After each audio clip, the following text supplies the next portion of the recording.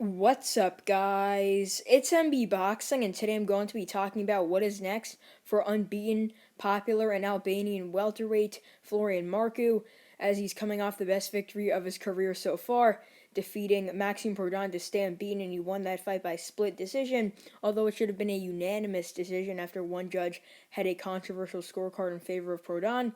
I thought he won that fight clear, like a 97-93 type of fight. And from this fight, he won the IBF International Welterweight World Title, and that belt should get him ranked in a good position in the IBF's next ranking cycle. Considering it's an international belt, he should be in the top 10, I believe so. But if he's not, it still leaves a lot of options for him. And there's a couple of fights that I could definitely see him taking next. I mean, maybe he might take another fight besides these, but these are just some leading options that I think could be his next opponent. So first of all, we have Chris Kongo, former WBO Global Welterweight Champion, losing to Michael McKinson in his last fight, I believe so. And I mean, he fights on DAZN in the UK fight cards, and so does Florian Marku, and I would expect that fight to happen. I believe that's, in my opinion, the leading candidate for Florian Marku's next fight, and I believe Chris Kongo did say like 9 or 10 months ago that Florian Marku did turn down a fight with him, and I mean, if that's true, I would love to see Florian Marku step up and take a possible fight with him, and I think it would be a decent fight, and I do see Florian Marku actually winning that one. But another opponent I could see Florian Marku facing is Conor Benn, but I think that's way too much of a step up. Conor Benn's established now, defeating Adrian Granados, destroying Samuel Vargas, and defeating Sebastian Formella. I mean, maybe even Florian Marku could take on Sebastian Formella. That's a decent opponent for him as well, to see where he's really at and to see if he could actually compete with these guys who are ranked in the top 15 or the top 20 in the world at welterweight. But I mean, there's also Michael McKinson, who's a possible option. That would be a very, very intriguing fight.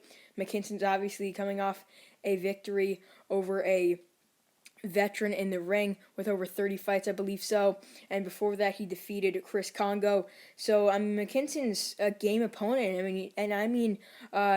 Florian Marku could lose that fight because of McKinson's boxing. But, I mean, I would respect him a lot if he were to take that fight, because it's super risky, and I mean, the winner could get a huge opportunity next. But another option I have is number 15 ranked IBF welterweight contender Aram Amirkanyan. Sorry if I'm saying his name incorrectly, but he's from Russia. He's undefeated, and as I said before, he's ranked number 15. And considering that Florian Marku just won this international belt, I could expect him to face someone in the rankings of the IBF at welterweight. So, I mean, that's just a name that I threw out there, but there could be other names he could be facing. And I actually think he does have a very, very interesting array of opponents he could face next. I mean, who knows? As I mentioned before earlier, he could face someone completely different. And comment down below who you think Marku is going to fight next. I mean, he's a former kickboxer and MMA fighter. He's got a lot of experience in combat sports, and so far his transition to boxing has been pretty good. I mean, he's undefeated, has some decent wins. He showed that he has some skill. He's got a decent jab, and he's got a lot of fans behind him. He's got a lot of Albanian fans in the UK, born in Albania, based now in the United Kingdom, as I mentioned before. And I mean, he could shape a great career in boxing, considering that he has that fan base, as I mentioned before, and he actually has a very, very good skill set from what I saw in his last fight and even his fights before.